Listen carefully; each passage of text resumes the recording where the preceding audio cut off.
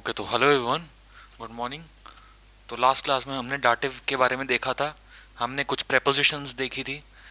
अब आज कुछ एग्जांपल्स देखेंगे और डाटिव को कैसे यूज़ करना है वो देखेंगे, ताकि एक अच्छी क्लियरिटी आ जाए डाटिव के बारे में। ओके, तो जस्ट टू रिवाइज, डाटिव क्या होता है?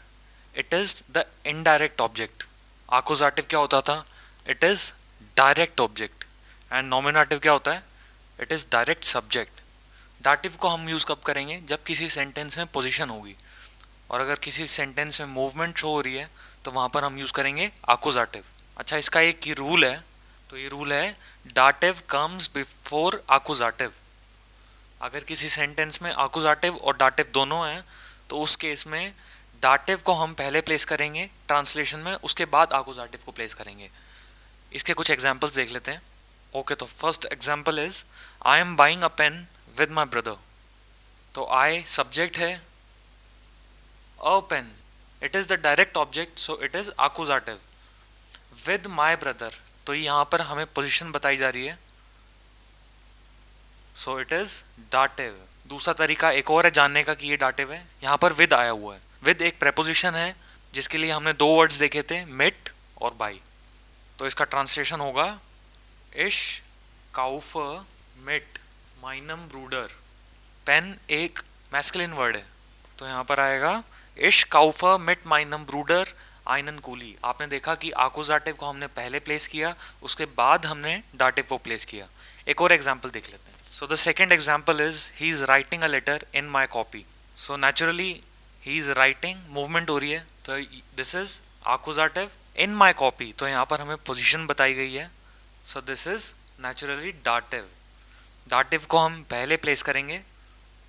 So the translation is er schreibt in meinem copy einem brief। Copy और लेटर दोनों मैस्कुलिन वर्ड्स हैं, तो अकॉर्डिंगली उन दोनों का कॉन्जुगेशन हमने यहाँ पर किया है। डाटिव को हमने पहले प्लेस किया है। ओके, तो आई होप आप लोगों को डाटिव केस के बारे में क्लियरिटी आई होगी। अब मैं आप लोगों को कुछ एग्जांपल्स दे रहा हूँ, ये आप लोगों को खुद सॉल्व करने हैं। ओके, तो ये कुछ एग्जांपल्स हैं। First one is the boy is playing with the ball. The bag is on the table. They want to learn German with my brother. The dog is sitting on the sofa. ये आपको खुद solve करने हैं। कुछ doubt हो तो आप उनसे कमेंट सेक्शन में पूछ सकते हैं। अच्छा, अगर किसी सेंटेंस में या किसी सिचुएशन में हमें वर्ड यूज़ करना पड़ जाता है दिस, तो इसको हम जर्मन में कैसे यूज़ करेंगे? तो इसके लिए वर्ड होता है हमारे पास दीजर। इसको हम अलग अलग सिचुएशन में अलग अलग तरीके से यूज़ कर सकते हैं।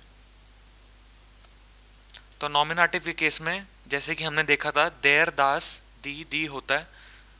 आकुजाटिव के केस में देन दास दी दी, और देम के केस में देम देम देर देन। तो वैसे ही एंडिंग्स सेम रहेंगी। तो नॉमिनेटिव के केस में दीजर दीजेज दीजर दीजर। आकुजाटिव के केस में दीजन, और बाकी सब नॉमिनेटिव के जैसे ही सेम रहेंगे। डाटिव के केस में दीजम दीजम दीजर दीजन। तो आई होप आपको दिस कैसे यूज़ करना है क्लियर हुआ होगा। आई थिंक आज के लिए इतना काफ़ी है। Thank you so much for watching.